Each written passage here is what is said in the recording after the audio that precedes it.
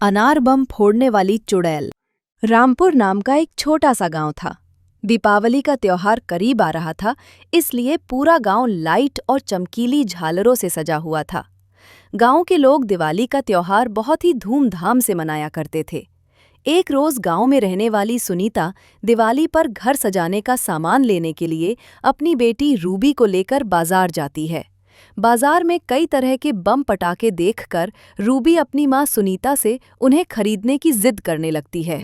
माँ, देखो ना, दुकान में कितने सारे पटाखे हैं। मुझे भी थोड़े पटाखे दिला दो ना। एक तो बाजार में दिवाली का इतना महंगा सामान है, ऊपर से तुझे पटाखे चाहिए।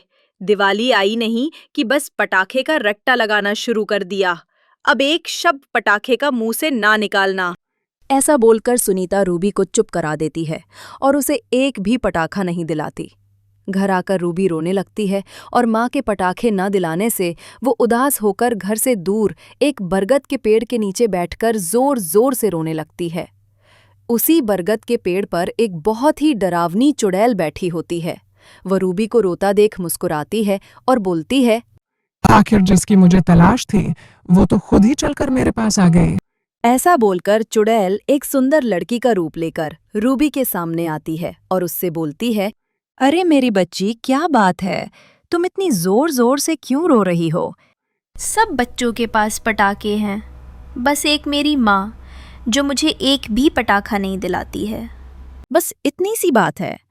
अरे माँ ने पटाखा नहीं दिलाया तो क्या हुआ, मैं तुम्हें बम देती हूँ, वो भी एक बड़ा अनार बम। ऐसा बोलकर वो चुड़ैल अपनी जादुई शक्ति से एक बड़ा सा अनार बम रूबी के हाथ में थमा देती है। देखा, कितना बड़ा अनार बम है। आपको तो जादू भी आता है दीदी? हाँ, आता है, मगर इसके बारे में तुम किसी को बताना नहीं, ठीक है? रूबी बड़ा अनार बम लेकर खुशी खुशी घर आती है और अपनी माँ को अनार बम दिखाते हुए उनसे कहती है, माँ, आपने तो मुझे बॉम्ब नहीं दिलाया, पर देखो, एक दीदी ने मुझे कितना बड़ा अनार बॉम्ब दिया है। अब मैं इसे मज़े से जलाऊंगी। रूबी, तुम्हें कितनी बार समझाया कि किसी अनजान से कभी भी कोई वस्तु नहीं लेनी चाहिए। मगर रूबी अपनी माँ की कोई बात नहीं सुनती और उस बड़े अनार बम को जला देती है। अनार बम को जलाते ही उसमें से रंग बिरंगी फुहार के साथ काफी सारा धुआं भी निकलता है। जैसे अनार बम का धुआं हटता है तो सुनीता देखती है कि वहां पर उसकी बेटी रूबी नहीं है। सुनीता घबराते हुए रूबी को सब जगह ढूंढने लगती है, मगर उसे रूबी कहीं नहीं मिलती। वहीं दूसरी ओर रूबी धुएं के साथ गायब होकर जंगल के खंडहर में आ जाती है। खंडहर में अपने सामने चुड़ैल को देखकर रूबी बहुत घबरा जाती है। ये मैं कहाँ आ गई? हे भगवान, यहाँ तो चुड़ैल भी है। ज्यादा चिल्लम चिल्ली मचाने की जरूरत नहीं है। सामने तुझे एक बड़ा सा अनार बम दिख रहा है ना, उसी से तुझे बांधकर आसमान में उड़ा दूंगी। ऐसा बोलकर चुड़ैल जोर जोर से हंसने लगती है और वहां से गायब होकर फिर से एक लड़की का रूप लेकर गांव में आ जाती है। तभी पास में ही एक रोहन नाम का बच्चा खेल रहा होता है। वो चुड़ैल रोहन को एक बड़ा अनार बम दिखाकर उसे अपने पास बुलाती है। रोहन अनार बम के लालच में उस लड़की के पास चला जाता है। बेटा, दिवाली आ रही है तो तुम्हारा भी मन पटाखे जलाने को करता होगा ना? इसीलिए देखो, मैं तुम्हारे लिए कितना बड़ा अनार बम लेकर आई हूँ। इसे चलाने में तुम्हें बहुत मजा आएगा। रोहन अनार बम को देखकर बहुत खुश हो जाता है और बिना कुछ बोले ही वो अनार बम लेकर वहां से चला जाता है। अरे रोहन, ये इतना बड़ा अनार बम किसने दिया? माँ, पहले तो मैं अनार बम जलाऊंगा, उसके बाद बताऊंगा कि किसने दिया। ऐसा बोलकर रोहन अनार बम जलाता है।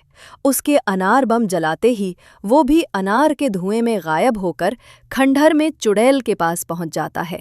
मैं चुड़ैल के पास कैसे आ गया? बचाओ मुझे, मैं मर गया रे। चुप, एकदम चुप। अगर ज्यादा शोर मचाया ना तो तुझे अनार बम से चिपकाकर आसमान में उड़ा दूंगी। अब तू भी इस रूबी के साथ बैठकर मजे कर, मैं अभी आती हूँ। ऐसा बोलकर चुड़ैल अपने शैतान देवता की मूरत के पास जाती है और उसके पास ही में एक बड़ा सा अनार बम रखा होता है। ऐ मेरे मालिक, बस कुछ ही दिनों में मैं अपने लक्ष्य में कामयाब हो जाऊंगी। दिवाली पर मैं 9 बच्चों की बलि देकर इस अनार बम पर इनका खून लगाकर इसे जलाऊंगी। मैं और भी ज्यादा ताकतवर हो जाऊंगी। उसके बाद ही मैं इन गांव वालों से अपना बदला ले पाऊंगी। कई सालों पहले इन गांव वालों ने मुझे दिवाली वाले दिन बहुत सारे अनार बम से बांधकर उसमें तंत्र मंत्र फूंक कर जला दिया था ना। अब इस दिवाली पर मैं इन गांव वालों का दिवाला निकालूंगी। ऐसा बोलकर चुड़ैल जोर जोर से हंसते हुए वहां से गायब हो जाती है और गांव में एक और बच्चे को अपना शिकार बनाती है। आए दिन गांव में बच्चे गायब हो रहे थे, जिस वजह से पूरे गांव में हाहाकार मचा हुआ था। तभी सुमन की छोटी बेटी प्रिया एक बड़ा अनार बम लेकर आती है, जिसे देख सुमन प्रिया से बोलती है, ये बड़ा अनार बम कहाँ मिला, किसने दिया? अरे कुछ तो बोल प्रिया। एक सुंदर दीदी ने मुझे ये अनार बम दिया है, और पता है माँ, वो जादू से और भी अनार बम बना सकती है। उन्होंने कालू को भी अपने जादू से एक बड़ा अनार बम दिया है, पर उन्होंने ये बात किसी को भी बताने से मना किया है, इसलिए आप भी किसी को मत बोलना। प्रिया की बात सुनकर सुमन घबरा जाती है और प्रिया से बड़ा अनार बम छीनकर गांव वालों के पास ले जाती है।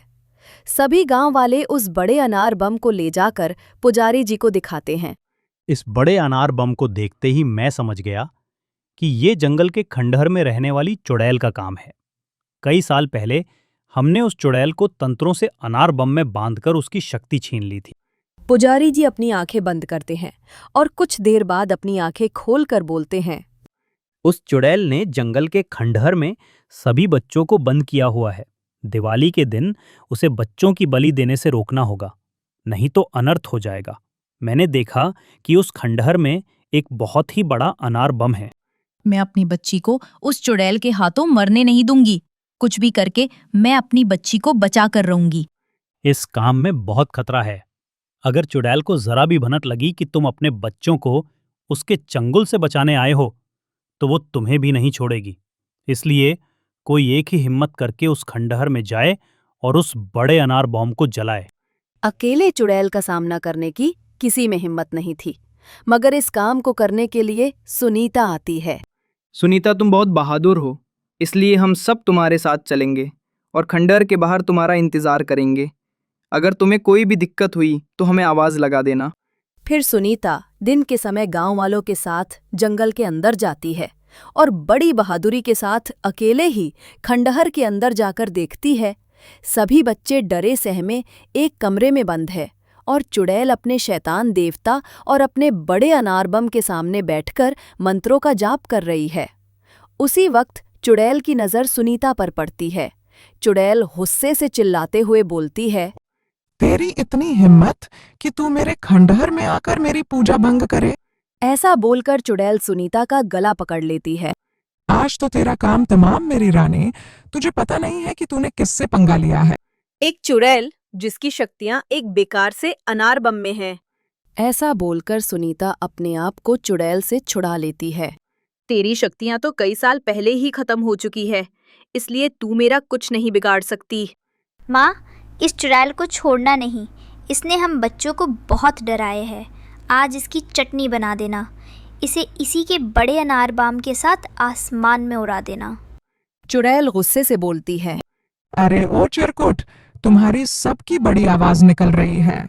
इस सुनीता से तो मैं बाद में निपट लूंगी। पहले तुम्हें ही मैं अपने बड़े अनार बम के साथ चिपका कर उड़ा दूं। तभी सुनीता मौके का फायदा उठाकर चुड़ैल के बड़े अनार बम में आग लगाकर उसे जला देती है। जैसे ही अनार बम जलता है, वैसे ही वो चुड़ैल भी फुलझड़ी के जैसे जलने लगती है। चुड़ैल जलते हुए बोलती है, सुनीता, तूने मेरे साथ धोखा किया है, मैं तुझे छोड़ूंगी नहीं। अनार बम के खत्म होते ही चुड़ैल भी भस्म हो जाती है। सुनीता सभी बच्चों को खंडहर से बाहर निकालकर लाती है।